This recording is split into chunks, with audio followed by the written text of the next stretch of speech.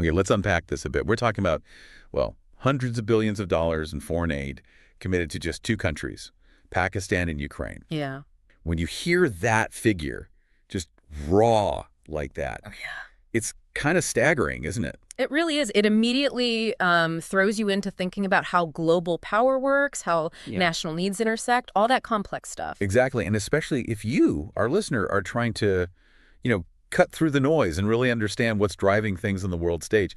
That's what we're trying to do here. And it's fascinating because their situations are so different on the surface. You've got Pakistan dealing with persistent economic challenges for years. Right. And then Ukraine fighting a literal war for survival.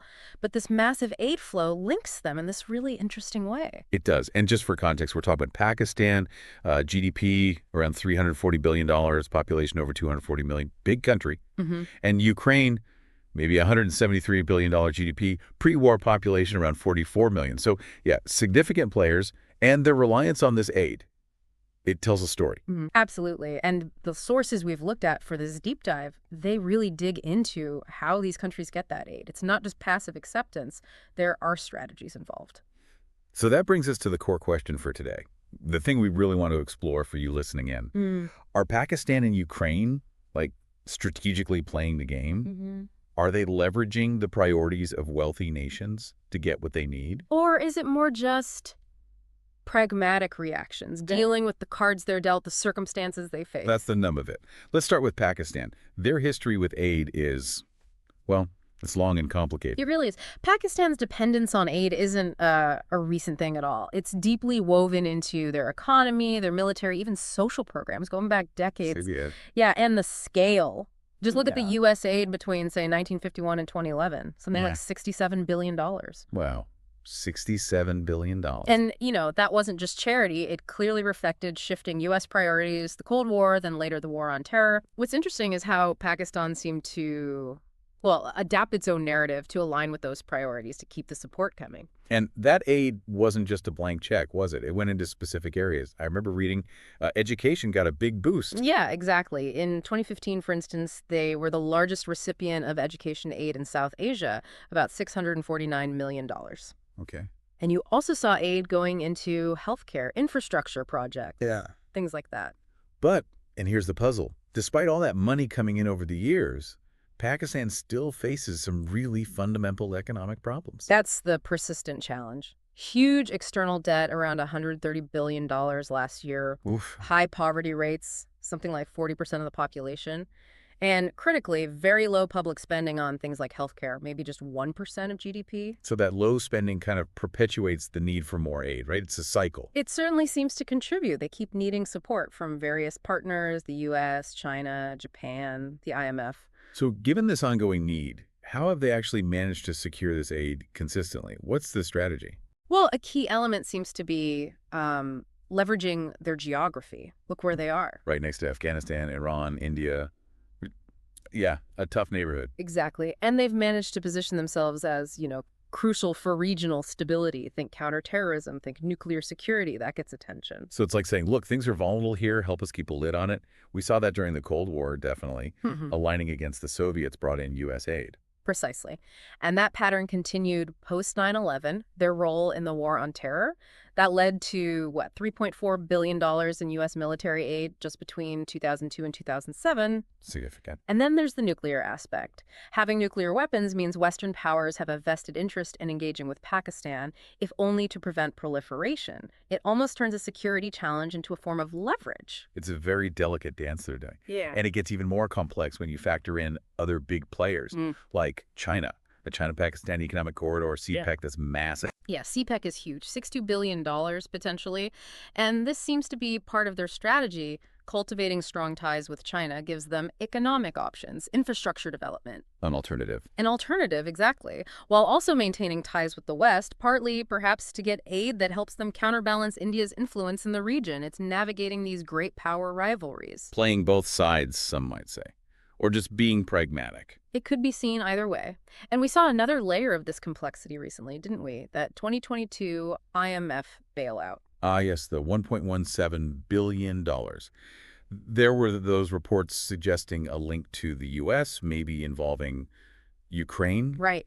There were whispers, and some leaked documents allegedly suggested a kind of quid pro quo, U.S. backing for the crucial IMF loan. In exchange for Pakistan helping get arms to Ukraine, maybe through NATO channels, Yeah. even though Pakistan is officially neutral on the conflict. Exactly. Now, Pakistan denies any direct arms transfers. We should be clear on that. But the suggestion itself highlights how aid deals can get tangled up in these much larger geopolitical chess games. It shows the interconnectedness. True, Pakistan's approach seems really multi-layered.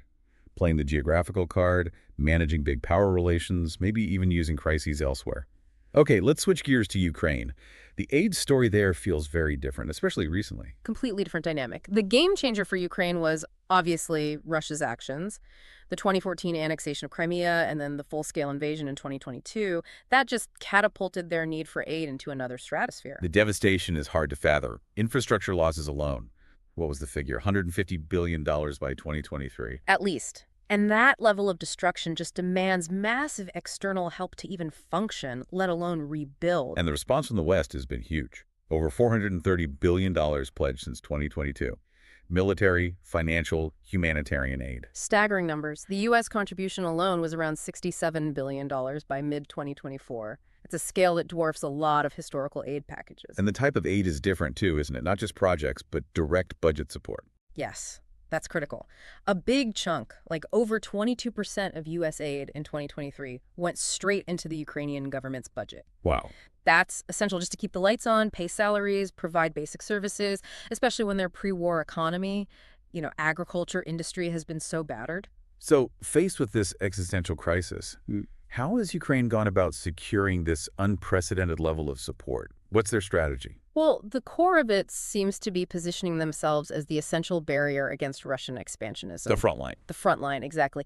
And that aligns perfectly with the strategic goals of many Western nations who see Russia as a major security threat. And they frame it very powerfully too, don't they? As a fight for democracy against authoritarianism. That resonates. It resonates hugely in the West, with the public and with politicians. President Zelensky's diplomacy has been incredibly effective here. His speeches to parliaments, to the UN, NATO, constantly keeping Ukraine's fight and their need for help right at the top of the agenda. Absolutely. And that relentless, compelling communication has clearly translated into massive aid pledges, like the $175 billion from the U.S. Congress over a couple of years. They also tap into Europe's specific security worries, right? The threat Russia poses closer to home, to NATO members. Definitely. That's been crucial for getting substantial aid from European countries, too. It's framed as Europe's fight as well. Is it purely about security, though? Ukraine's role in global food supplies must play a part, too.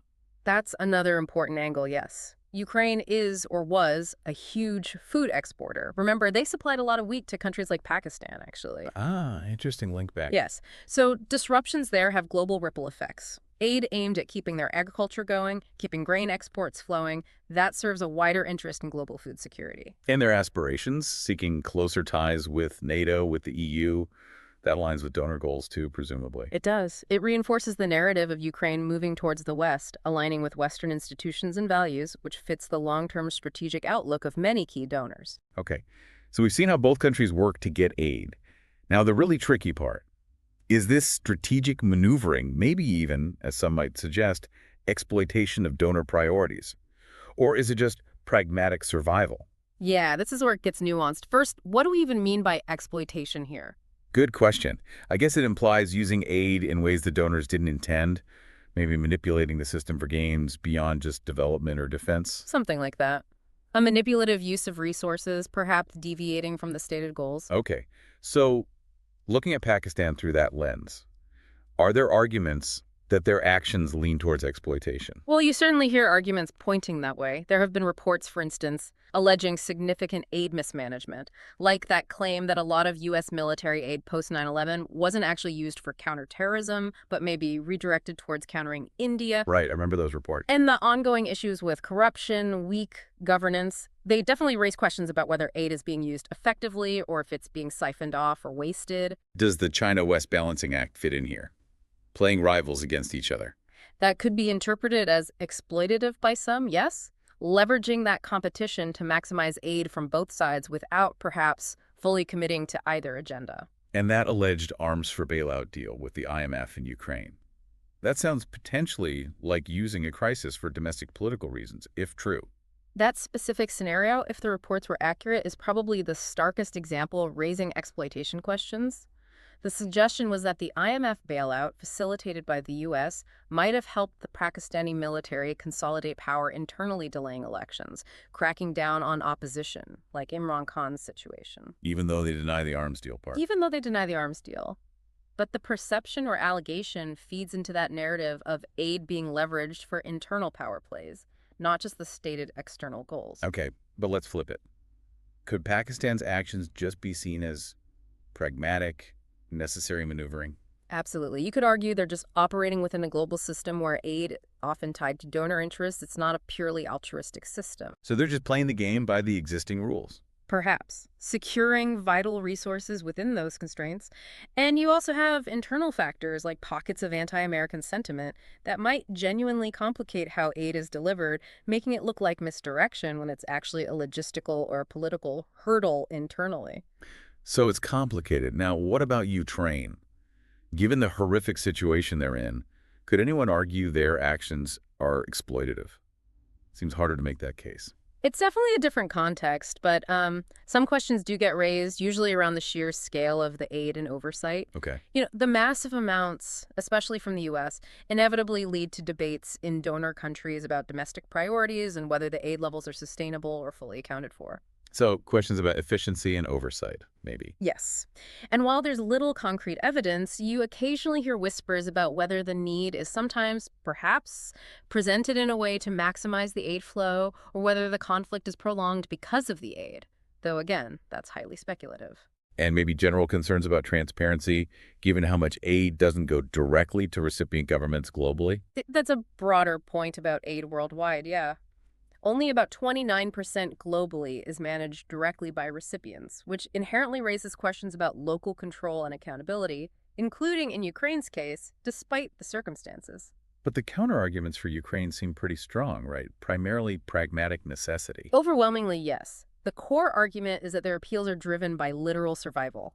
They need the aid to defend themselves. It's existential. It's existential. Aligning with Western values isn't really exploitation in that context. It's a logical, necessary strategy for survival. And they have broad support now, not just relying on one country. Exactly. The fact that European nations are collectively the biggest donors now shows a broad consensus, reducing dependence on, say, just the U.S., and things like pursuing NATO membership or securing green corridors. These serve mutual interests, not just Ukraine's. So it feels like for both countries, while you could maybe frame some actions as exploitative if you squint, the stronger narrative seems to be, well, strategic pragmatism, navigating a tough world where aid is a tool. I think that's a fair way to put it. They're operating in a system where aid is geopolitical, and they're responding rationally, strategically to that reality, albeit from very different starting points and pressures. Which brings us to the consequences. What has been the actual impact of all this aid in Pakistan?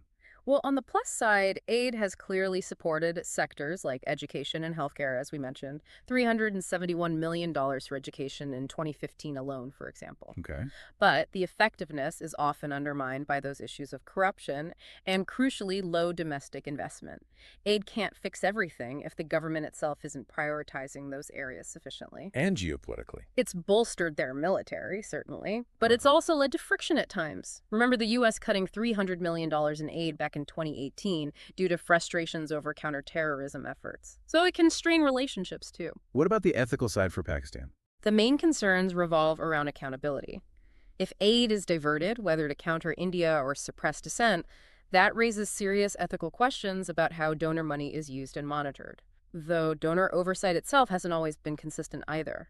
Turning to Ukraine. Yeah. The consequences there seem pretty clear, but let's spell them out. For Ukraine, the aid has been utterly vital. Simple as that. The $51 billion plus in U.S. military support, the $15 billion plus in humanitarian aid, by 2023, it's allowed them to resist, to survive. The lifeline. Absolutely. But there are consequences for donors, too, obviously. It's a huge financial commitment, adding to deficits like the U.S. deficit hitting $1.7 trillion in 2023. And for Ukraine long term, is there a risk? The big risk is creating long-term dependency. Becoming reliant on external support could potentially make Ukraine more of a client state down the line, impacting their future autonomy. And the ethics in Ukraine's case, beyond the general transparency questions. The ethical debate there often centers more on the conditions sometimes attached to aid, or ensuring it reaches those most in need effectively amidst the chaos of war. But donors are putting significant effort into monitoring, given the scale. Okay, so let's try and wrap this up. We've seen Pakistan and Ukraine, both major aid recipients, but in vastly different situations.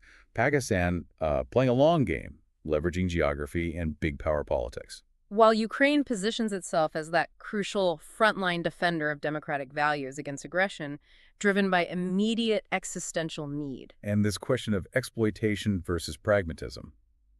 It's murky, isn't it? You can argue it both ways for both, though perhaps pragmatism feels like a better fit overall. It seems more reflective of the reality that both are navigating a world where aid is rarely just altruistic. It's intertwined with donor interests, and they're responding strategically to that complex landscape. Which leads to real consequences, some positive impacts, but also challenges around effectiveness, dependency, and ethics. It really gives you, the listener, a clearer picture of these intricate global dynamics.